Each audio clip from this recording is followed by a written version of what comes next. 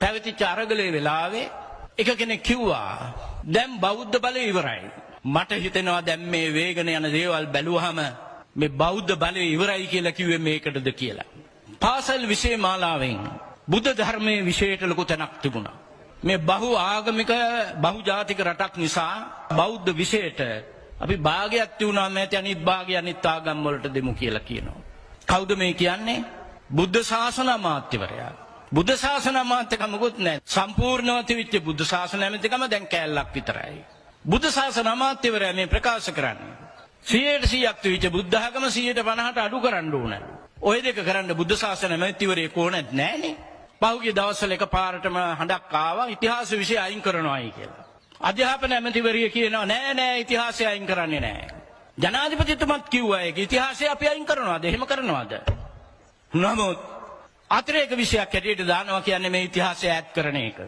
මේකට අපේ බුද්ධ ආගමේ නම් කියන්නේ මේ හොරකම ගැන කියනකොට ඨානා චාවෙය්‍ය කියලා. යමක් හොරකම් කරන්න ඕන වුණාම තියෙන තැනින් තව තැනක තියලා බලනවා ඉස්සෙල්ලා මේක පුළුවන්ද කියලා මේ වෙනස් කරන්න. ඒ නිසා අපිට ඔය හොඳට තේරෙනවා. තවත් ටිකක් කල් යනකොට 150 125 කරනවා. ඊට පස්සේ සම කරනවා.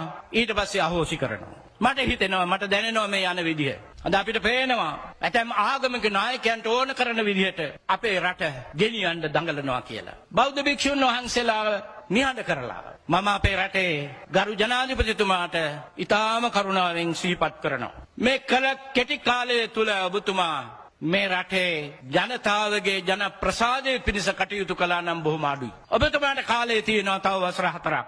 මේ වැරැද්ද හොඳට අවබෝධ කරගෙන ඔබත් ඉපදුණු අපත් ඉපදුණු ඔබත් මැරෙන අපිත් මැරෙන මේ රට විනාශ වෙන්න දෙන්න එපා. අපේ රට පාවා දෙන්න එපා කියලා මම කරුණාවෙන් සිහිපත් කරනවා.